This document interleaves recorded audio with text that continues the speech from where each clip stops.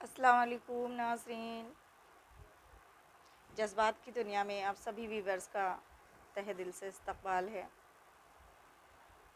سب سے پہلے میں آپ سبھی لوگوں کو کل بقرعید کی ڈھیر ساری مبارکباد دیتی ہوں۔ اللہ تعالیٰ سبھی کو قربانی کرنے اور صحیح طریقے سے امن و سکون کے ساتھ تہوار منانے کا موقع عطا کرے۔ ناظرین، آج میں آپ کے سامنے ایک ایسی ویڈیو لائی ہوں جس میں نے حضور اقدس صلی اللہ تعالیٰ علیہ وسلم کے آخری حج کے خطبے کا بیان کیا ہے کہ جب ان کا آخری حج تھا اس وقت انہوں نے جو خطبہ دیا تھا اس کو میں نے اپنی ویڈیو میں بیان کیا ہے، آپ کے سامنے پیش کر رہی ہوں، اور آپ سے گزارش کرتی ہوں کہ اس کو زیادہ سے زیادہ لوگوں تک زیادہ سے زیادہ شیئر کیجیے گا، زیادہ سے زیادہ لوگوں تک پہنچائیے گا۔ تو چلیے ویڈیو شروع کرتی ہوں کہ اللہ کے رسول حضرت محمد صلی اللہ تعالیٰ علیہ وسلم نے 9 ذی الحجہ 10 ہجری کو مکہ شہر کے عرفات میدان میں اپنے آخری حج کا خطبہ دیا تھا۔ اسی میں آپ لوگوں کے سامنے اس ویڈیو میں بیان کروں گی، اور آپ سبھی سے درخواست کروں گی کہ ہر ایک بات کو حضور صلی اللہ تعالیٰ علیہ وسلم کی خطبے کی ہر ایک بات کو غور سے سنیے گا، بار بار سنیے گا اور سوچیے گا کہ کتنی اہم نصیحت انہوں نے ہم مومنوں کو، اپنی امت کے لوگوں کو دی تھی۔ آج بھی بقرعید کی 9 تاریخ ہے، ذی الحجہ کی 9 تاریخ ہے، اس لیے میں نے سوچا کہ اس موقع پر مناسب ہے کہ اپنے آقا نامدار کی نصیحتوں کو آپ کے سامنے پیش کروں۔ تو اپنی اس خطبے میں انہوں نے جو باتیں کہی تھیں آپ کے سامنے بتاتی ہوں کہ پہلی بات انہوں نے یہ کہی تھی کہ اے لوگوں سنو، مجھے نہیں لگتا کہ اگلے سال میں تم لوگوں کے درمیان موجود رہوں گا۔ میری باتوں کو بہت غور سے سنو اور ان لوگوں تک پہنچاؤ، میری باتوں کو غور سے سنو اور ان لوگوں تک پہنچاؤ جو یہاں موجود نہیں ہیں، جو یہاں نہیں آ سکے ہیں۔ پھر انہوں نے آگے کہا کہ اے لوگوں، جس طرح آج کا یہ دن، یہ مہینہ اور یہ جگہ عزت اور حرمت والی ہے، اسی طرح دوسرے مسلمانوں کی زندگی عزت اور مرتبے اور حرمت والی ہے۔ تم اس کو چھوڑ نہیں سکتے ہو، تم اسے چھیڑ نہیں سکتے ہو، اس میں تم کوئی اپنی طرف سے کچھ نہیں جوڑ سکتے ہو۔ جس طرح یہ جگہ مقدس ہے، جس طرح یہ مہینہ مرتبے والا ہے، اسی طرح دوسرے مسلمانوں کی زندگی بھی عزت و حرمت والی ہے۔ تیسری بات انہوں نے یہ کہی کہ لوگوں کے مال اور امانتیں ان کو واپس کر دو۔ انہوں نے اپنے خطبے میں کہا کہ اگر کسی نے تمہارے پاس اپنی مال و دولت کو رکھا ہے تو لوگوں کی مال اور دولت اور ان کی جو امانتیں تمہارے پاس ہیں ان کو واپس کر دو، انہیں لوٹا دو۔ آگے اپنی بات یعنی چوتھی بات انہوں نے یہ کہی کہ کسی کو تنگ مت کرو، کسی کا نقصان نہ کرو تاکہ تم بھی محفوظ رہو، کسی کو نقصان نہ پہنچاؤ تاکہ تمہیں بھی اللہ حفاظت میں رکھے، تمہیں بھی اللہ محفوظ رکھے۔ آگے انہوں نے کہا کہ یاد رکھو تمہیں اللہ سے ملنا ہے اور اللہ تم سے تمہارے اعمال کے بارے میں سوال کرے گا۔ آگے انہوں نے چھٹی بات کہی اپنے خطبے میں کہ اللہ نے سود या ब्याज को ख़त्म कर दिया। अल्लाह ताला ने सूद या ब्याज को ख़त्म कर दिया, इसलिए आज से तुम भी सूद को ख़त्म कर दो, माफ़ कर दो। आगे उन्होंने सातवीं बात कही कि तुम औरतों पर अपना हक रखते हो, तुम औरतों पर अपना हक रखते हो और वो तुम पर हक रखती हैं। जब वो अपने सारे हुकूक पूरे करती हैं तो तुम भी उनकी ज़िम्मेदारियाँ पूरी करो। औरतों के बारे में उन्होंने फरमान दिया, नसीहत की कि जब तुम्हारी औरत तुम्हारे साथ पूरी वफ़ादारी के साथ रहती है, तुम्हारे हुकूक को पूरा करती है, तो तुम्हारी भी ज़िम्मेदारी है कि तुम उसकी ज़िम्मेदारियों को पूरा करो। आगे उन्होंने फरमाया कि औरतों के बारे में, औरतों के साथ नरमी का रवैया इख्तियार करो, क्योंकि वो तुम्हारी शराकतदार और बेलौस खिदमत गुजार रहती हैं।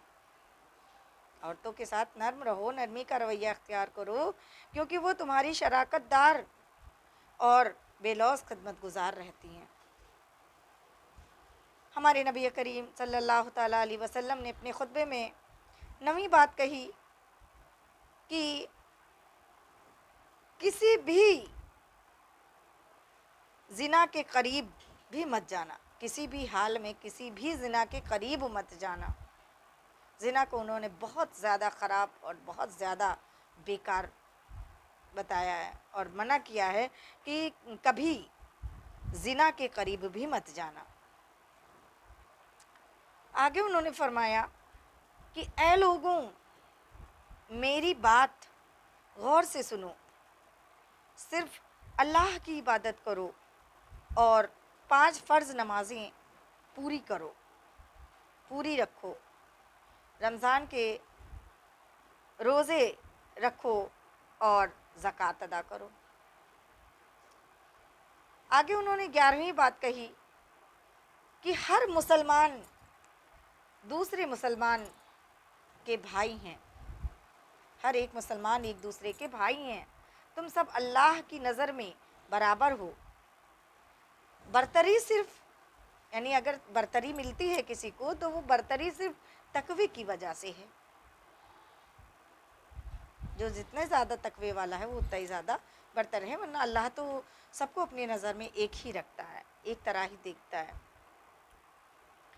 आगे आप सल्लल्लाहु ताला अलैहि वसल्लम ने फरमाया कि याद रखो, तुम सबको एक दिन अल्लाह के सामने अपने आमाल की जवाबदेही के लिए हाजिर होना है।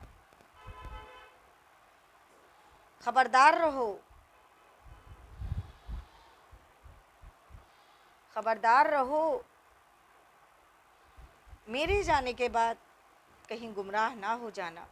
अभी से खबरदार हो जाओ, मेरे जाने के बाद गुमराह ना हो जाना। आगे आपने फरमाया कि याद रखना, मेरे बाद कोई नबी नहीं आने वाला और ना ही कोई नया दीन लाया जाएगा, इसलिए मेरी बातें अच्छी तरह से समझ लो। आगे उन्होंने फरमाया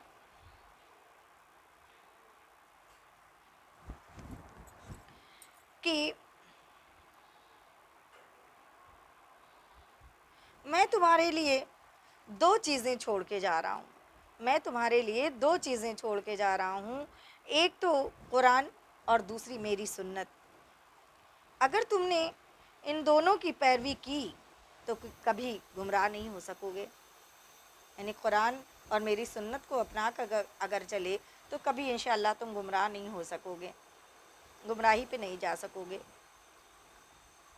नबी करीम ने आगे अपने खुतबे में जो बात कही वो ये थी कि ऐ लोगों सुनो, उन्होंने कहा कि ऐ लोगों सुनो,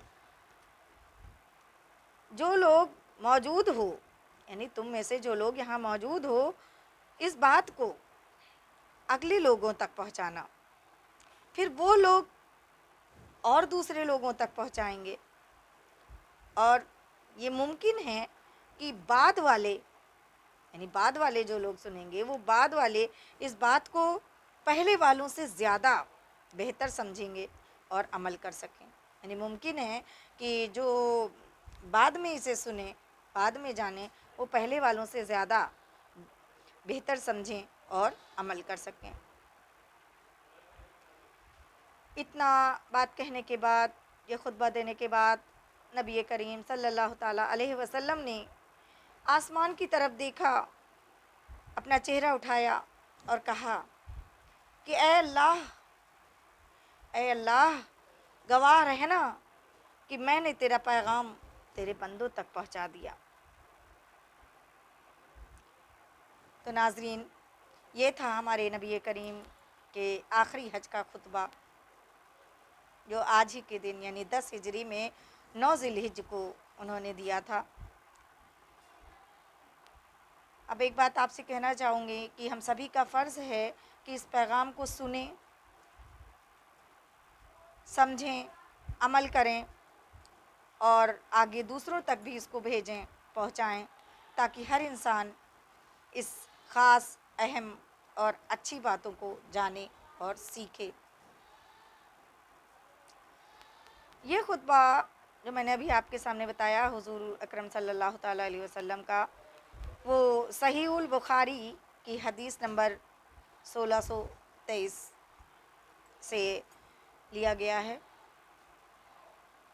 صحیح البخاری کی حدیث نمبر 1623 یعنی 1623 سے لیا گیا ہے. تو ناظرین، میں نے اللہ کے نبی کی باتوں کو تو آپ تک پہنچا دیا، اور اللہ سے میری دعا ہے کہ اللہ تعالیٰ اس پیغام کو دوسروں تک پہنچانے والے کی پریشانیاں اور تمام آفات اور تمام بلاؤں سے اسے محفوظ رکھے، اسے دنیا میں اور آخرت میں کامیابی عطا کرے اور اپنے سوا کسی کا محتاج نہ رکھے. آمین یا رب العالمین. تو اسے سنیے گا، سمجھیے گا، دوستوں تک پہنچائیے گا. نئے آئے ہیں تو چینل کو سبسکرائب کر لیجیے گا. انشاءاللہ ایک اور ویڈیو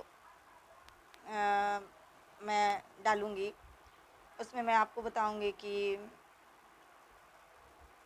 نظم کے انداز میں نے حضرت ابراہیم علیہ السلام کی قربانی کی داستان، ان کے بیٹے اسماعیل علیہ السلام کی قربانی کی داستان کو بیان کیا ہے نظم کے انداز میں.